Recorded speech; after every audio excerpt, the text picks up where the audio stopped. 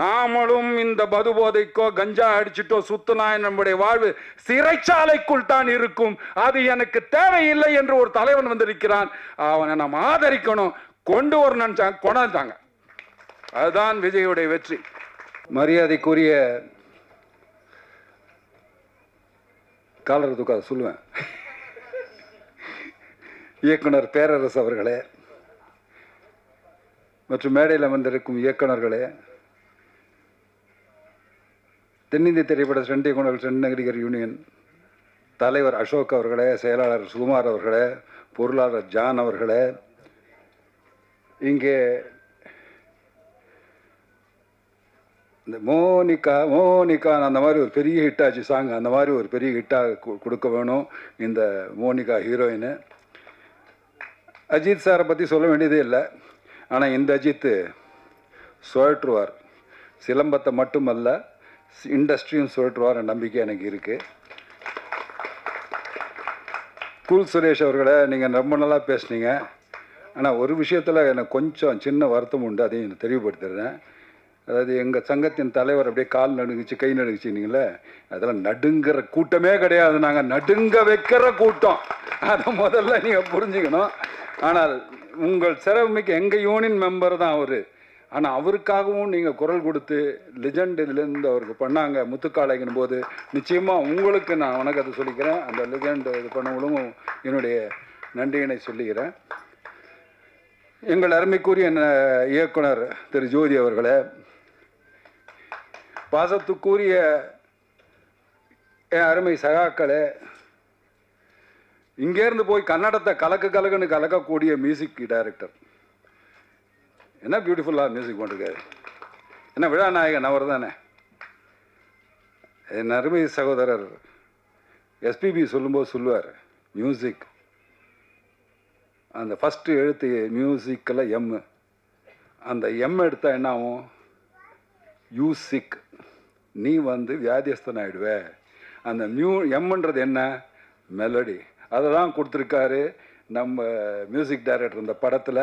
உண்மையிலேயே பேரரசு சார் அவர்கள் சொல்லும்போது அந்த அழுகாட்சி பாட்டு ஒன்று இருக்க, அந்த பாட்டு உண்மையிலேயே கலங்கடிக்கிற பாட்டாக்க தான் கொடுத்துருக்கீங்க. நீங்கள் மென்மேலும் சிறந்து மீண்டும் தமிழகத்திற்கு வரணும். இப்போ நீங்கள் கர்நாடகாவில் போய் குந்திருக்க வேண்டாம், நேராக இங்கே பெரிய ஆளாக ஆகணும் அப்படிங்கிற வாழ்த்துக்களை உங்களுக்கு சொல்லிக்கிறேன். அதே போல் நடித்த நடிகர்கள் அத்தனை பேரும், புலிக்கு பிறந்தது பூனே ஆகாது, அஜித் ஆகட்டும், ஹரீஷ் ஆகட்டும், என்னங்க ஞாபகம் இருங்க, நீங்கள் ஒன்றும் சொல்ல வேண்டாம், ஹரீஷ் ஆகட்டும், ரெண்டு சிங்கக்குட்டிங்க. நான் போன விழாவிலேயே அவர்களை நான் பாராட்டிட்டேன். எக்கச்சக்கமாக கலைகளை தெரிஞ்சு வச்சுட்டு வராங்க. அதுதான் இந்த கூட்டத்தினுடைய சிறப்பு. உண்மையை சொன்னா, வெள்ளக்காரன் இந்தியா மேலே படையெடுத்து வந்ததே வேற எதுக்காகவும் இல்லை, கருப்பு தங்கம் அதுக்கு தான் வந்தான், வேற எதுவும் இல்லை. கருப்பு தங்கம்ங்கிறது என்னன்னு தெரியுமா உங்களுக்கு? மிளகு எங்கேயுமே இல்லை. அது எங்கே இருந்தது? கேரளாவில் அப்புறம் தான் வந்தது சகோதரரே. முதலில் வந்தது தமிழில் தான், அதுவும் பொள்ளாச்சி கிட்டேருந்து தான் வந்தது. பொள்ளாச்சி சைடில் மலை மேலே தான் வளர ஆரம்பிச்சது மிளகு. அந்த மிளகை ஒழிச்சு அவங்ககிட்ட அடித்து உதச்சி சாகடிச்சு எடுத்துகிட்டு போவாங்க. அப்போ அவனுக்கு கிடைச்ச ஒரே ஒரு ஆயுதம், அந்த மூங்கில வெட்டி சுத்துனா, அதுதான் சிலம்பம். அதுதான் முதல் கருவி, அதுதான் முதல் ஆயுதம். எடுத்து சுத்துனதுல சுத்துனா ஓட விட்டான். கப்பல் ஏறி ஓடி போனவன் திரும்பி வரவே இல்லை. நமக்குள்ள நம்மகிட்ட இருக்கக்கூடிய பக்கத்தில் அக்கத்தில் இருக்கிறவங்கலாம் இருக்கானுங்களே, நைஸா பிளாக்கில் விற்கிற மாதிரி வித்துட்டானுங்க எல்லா மிளகையும். கடைசியில் எல்லாத்தையும் தானே விற்றாங்க, மஞ்சள் மிளகு எல்லாம் போய் இப்போ நம்ம ராயலிட்டிக்கு நம்ம சாப்பிட்றோம்ல, இப்போ எங்கே நம்மகிட்டே இருக்குது, இந்தியாவிலே இருக்குது இல்லையா? இதான் இந்த சிலம்பத்தினுடைய ஒரு பெரிய இந்த அறிவுகளெல்லாம் எனக்கு போட்டியவர் எங்கள் தந்தையார். அவர் சுவாமிநாதன் சொல்லி எம்ஜிஆருடைய படங்கள் அத்தனைக்கும் அவர் தான் பண்ணுவார், என்டி ராமராவ் படங்களுக்கு பண்ணுவார். அவரும் சிலம்ப பயிற்சியில் சிறப்பாக கொடுப்பார். அவருக்காகவே எம்ஜிஆர், அந்த எம்ஜிஆர் திடல்னு ஒன்று இருக்குது, இப்போ எம்ஜிஆர் ஸ்கூலாக இருக்குது பாருங்கள், அது எம்ஜிஆர் திடல். அங்கே தான் வடபழனியில் இருக்கக்கூடிய அத்தனை ஸ்டண்ட் நடிகர்களையும் பயிற்சி வீட்டில் 2 கிளாஸ் நடக்கும். ஒன்று சோடு, இன்னொன்று சிலம்பம். அவர் படத்துலையே அவர்கிட்டயே கோச்சிட்டு போய் விஜயபுரி வீரன் ஒரு படம் பண்ணுறாரு. ஒரு சோடு ஃபைட்டு படம். சோடு ஃபைட்டு படத்தில் கம்பு எப்படி வரும்? கம்பு சுத்த முடியுமா? கொண்டாடுறாரு பாருங்க தெளிவா. சோடில் எடுத்துகிட்டு வந்தாங்க, டப்பு டிப்புன்னு அடித்தா எல்லா ஈட்டி முனையும் கட் ஆயிடுச்சு. இப்போ மிஞ்சி இருக்கிறது என்ன? கம்பு. உடனே சிலம்பு சுத்த ஆரம்பிச்சிட்டாங்க. அதுவும் வெற்றிகரமான பெரிய வெற்றியை ஈட்டின படம். அவ்வளோ பெரிய வெற்றியை ஈட்டிய படம். அதனால் என்ன ஆச்சு? அந்த சிலம்பக்கலை வளராச்சு. அந்த நேரத்தில் என்னென்னா, தனிப்பட்ட ஒருவர், நான் தவறாக சொன்னேன், எங்கள் அப்பா என்ன செருப்பால் அடிக்கிட்டோம். அப்புறம் ஏன்னா ஒருத்தர் தனிப்பட்ட சாமிநாதன் மாஸ்டர் நல்லா பண்ணார், சோமு மாஸ்டர் நல்லா பண்ணார், இன்னொரு மாஸ்டர் நல்லா பண்ணார். இப்படித்தான் கலைகள் இது இருந்ததே தவிர தனிப்பட்ட முறையில் பேர் அதில் வந்து. ஆனால் அந்த பேருக்கெல்லாம் இங்கே ஒருத்தர் இருக்கார், ஒரு சொந்தக்காரர், சிலம்பம் மாற்றி சோண்டு அடிக்கிறதில்ல, சிலம்ப ஆசான்னா அது பொருத்தமான ஒரே ஒரு ஆள் இங்கே இருக்கார், பாண்டி மாஸ்டர். அவர்தான் தான் பெற்ற இன்பம் இவ்வையகம் பெற வேண்டும் என்று சிலம்பத்தை கற்றுக் கொடுத்து இன்னைக்கு ஸ்டண்ட் யூனியனில் இருக்க இத்தனை கிட்டத்தட்ட 500-600 பேர் வந்து மெம்பராக இருக்காங்கன்னா அவர் கிளாஸில் பயின்ற மாணவர்கள் தான். அந்த ஒழுக்கமும் ஒடுக்கமும் அவர்கிட்ட கற்றுக்கிட்டதான் சிறந்த நடிகர்களாக இருக்கக்கூடிய இன்னைக்கு பெரிய பெரிய நடிகர்கள் இங்கே இருக்கிறவங்களும் சரி, பாம்பேயில் இருக்கிறவங்க. நானே சொன்னேன், நான் நிறைய கிளாஸில் கொண்டாந்து அட்டன் பண்ண வச்சு இன்னைக்கு எல்லாருமே டாப் ஸ்டாராக இருக்காங்க. எப்படி இருக்காங்க? அந்த ஒழுக்கம், நுண்ணறிவு, அது எப்படி கற்றுக்கணும், முறைப்படி எப்படி கற்றுக்கணும், அந்த முறையை கற்றுக் கொடுத்தது அந்த வல்லமை பொருந்திய அவர்தான் இந்த சிலம்பம் சிறக்கிறதுக்கு அது வழிவகுத்தார். நிறையா போய் சேருவதற்கு ஜெயலலிதா பீரியட்லேயும் சரி, கலைஞர் பீரியட்லேயும் சரி, எல்லார் பீரியட்லேயும் அதை கற்றுக் கொடுத்து அதுக்கு ஒரு இதை அமைச்சு அது எல்லாம் உலகம் போகிற மாதிரி. இன்றைக்கி கூட அவர் பேசும்போது சொன்னேன், உலகத்தில் டாப்பில் இருக்கக்கூடிய காளிதாசர் அவருடைய இதை வச்சுருக்காங்கன்னு. இதெல்லாம் எப்படி அவருக்கு தெரியுது? அப்டேட் பண்ணிக்கிறது. இந்த சிலம்பம்ங்கிறது சாதாரண விஷயம் அல்ல. ஒரே ஒரு சிலம்பம் 100 பேரை கூட அடிக்க முடியும். ஒரு படவீச்சு அந்த பாப்பா சுற்றிச்சு பார்த்தீங்களா, படவீச்சு பேனர்னு மாஸ்டர் கத்துனார், இங்கேருந்து கிழிஞ்சிருமோ பேனர் இங்கே சுற்றினா மிச்ச பேர் தலையெல்லாம் போயிடும். ஏன்னா பொட்டு வைக்கிறது அலங்கார பாடம். ஆடி சாந்து பொட்டு இப்போ இவர் சொன்னோம்ல, அந்த பொட்டு வச்ச பாடம் அலங்கார பாடத்தில் வைக்கிறது தான் பொட்டு வைக்கிறது. சுற்றி அடிக்கிறதுன்றதெல்லாம் கலை, அந்த ஒரு மாபெரும் கலை. முதல்ல பெரிய பெரிய வணக்கங்களையும் வாழ்த்துக்களையும் நான் இவருக்கு சொல்லணும்னா அதை ஒரு திரைப்படமாக்க எடுத்துக்காட்டி அந்த ஊக்குவிக்கணும் இந்த சிலம்பக்கலையை அப்படின்னு கொண்டு வந்த ஜோதிக்கு என் மனமார்ந்த வாழ்த்துக்கள். அதை சிறப்பாக இவர் ஒருத்தர் நாங்கள் இருக்கோம். இப்போ இயக்குனர் சொல்லும்போது கூட சொன்னார் பேரரசு சார், அவர் பரந்த மனசு, விரிஞ்ச மனசு. அவர் எங்களை பாராட்டுறாரு. அவருக்கு அது எப்போவுமே அடுத்தவங்களை பாராட்டுறது. ஆனால் இந்த ஸ்டண்ட் இயக்குனர்கள் இப்போ எல்லாருக்கும் முன்னாடி ஹீரோ இருப்பார். அந்த ஹீரோக்கெல்லாம் மெயினாக தேவைப்படுறது என்ன? ஒரு நல்ல கதை இல்லைன்னா எந்த கத்திரிக்காயும் வேவாது. ஒரு கத்திரிக்காய்னா கூட ஒரு நல்ல கதை வேணும். இங்கே நாகிரெட்டியார் அவர் சொல்லும்போது அதிர்ஷ்டம்னா என்ன அப்படின்னு கேட்கும்போது சொன்னார், என்ன சார் அதிர்ஷ்டம்னா நல்ல கதை கிடைக்கிறது. அதான் அவர் சொன்ன வார்த்தை. நல்ல கதை கிடைக்கிறது தான் அதிர்ஷ்டம். அதை இயக்குவது.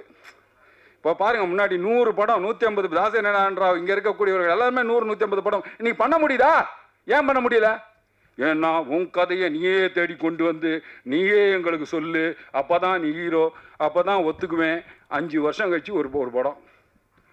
அப்போது திரைக்கதை எழுதியவர்கள் வேற ஒருத்தர், கதை எழுதினவர் வேற ஒருத்தர். கதை இலாக்கா எழுதும், அதை திரைக்கதை பண்ணி இயக்குனர் பண்ணிகிட்டு இருந்தாங்க. அந்த காலத்தில் அப்படி பண்ணிகிட்டு இருக்கும்போது அவங்களால் நிறைய படங்கள் பண்ண முடிஞ்சுது, நிறைய படங்கள் வர முடிஞ்சுது.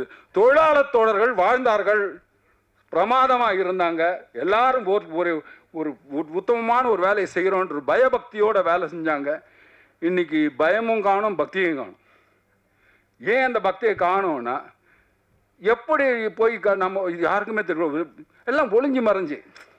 இன்னைக்கு மியூசிக் டைரக்டர் இருக்காரு. இன்னைக்கு என்னாச்சு? முதல்ல நான் எவ்வளோ போராடினேன் உங்களுக்காக. அதுக்கு முன்னாடி வந்து 40 வயலின் அவங்க வாசிக்கிற 40 பேர் இருப்பான். அப்படி எட்டி எட்டி பார்த்துட்டு நல்லா வருதோ சாங்கு அப்படின்னு பக்கத்தில் உட்காந்துக்கிட்டு எல்லாம் அங்கே ஒரு டீமினாக இருப்பான். கக்க கக்க கக்க கக்க கக்க கக்க போடும்போது நமக்கு தெரியுது, அது சார் கொஞ்சம் இங்கே ஒரு வயலின் இது ஒரு வீணாக இருந்தால் நல்லா இருக்குமே. டைரக்டர் கேட்பார், ஆடம் ஆடம். ஏன் அது? நான் வீட்டை விட்டு வெளில போகிறேன். போண்டுவான் ஆடியன்ஸு. நான் வீட்டை விட்டு வெளில போகிறேன். Adam Adam. ஐயோ ஒரு ஒன்று பொம்பளை அந்த ரீரிகார்டிங் தூக்கி கொடுக்கும் அந்த சீனை. அதுதான் அந்த ஆர்ஆர். அதுக்கு தான் அந்த மியூசிக் அவ்வளோ உதவுது. அந்த மியூசிக் எல்லாம் எப்படி ஒரு திரைப்படம் வர முடியும்?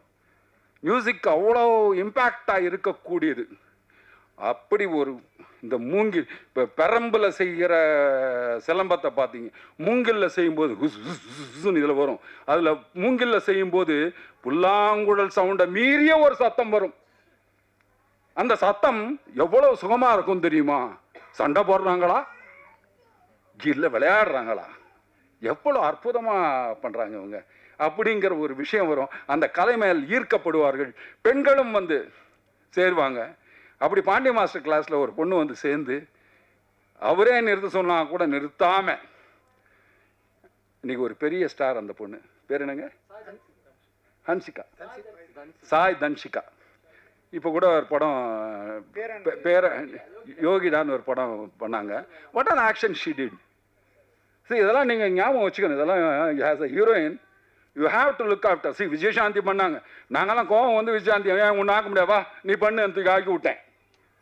ஸோ கோபம் வரணும். கோபம் வந்தால் தான் அழுகை. அழுகை எதுக்கு வருது தெரியுமா? கோபத்தை கழுவுவதற்குத்தான் அழுகை வருகிறது.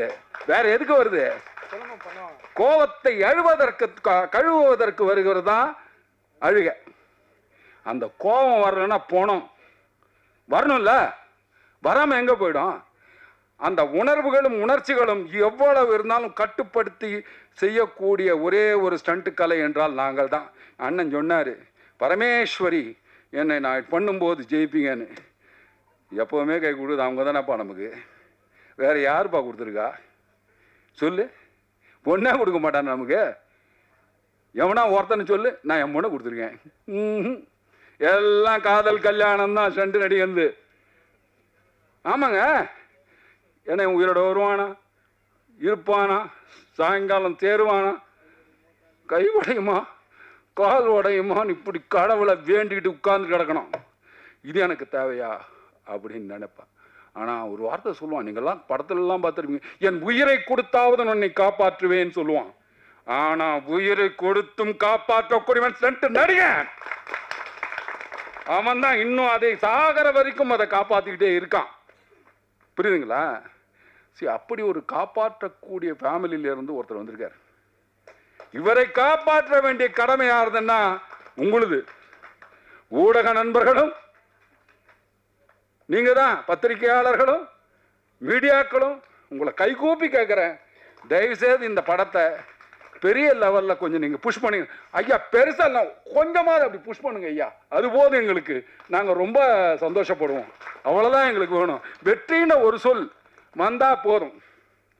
இப்போ எப்படி அரசாங்கத்தில் வெற்றி வந்திருக்கோ எல்லாம் சொன்னாங்கல்ல, எனக்கு இன்னைக்கு கூட அப்படி பார்த்தா பேரரசர் அப்படி பொங்கி வரும். அவருடைய ஸ்பீச்சுங்கெல்லாம் நான் கேட்டு அடே ஒரே ஒருத்தர் தான் பேசிட்டு இருந்தார், வேறு யாரும் கிடையாது. ஏன்னா என்ன கூட்டம், என்ன பெரிய கூட்டம், வெறும் ரசிகர்கள் தானே, ரசிகர்கள் கூட்டம் தானே போகுது.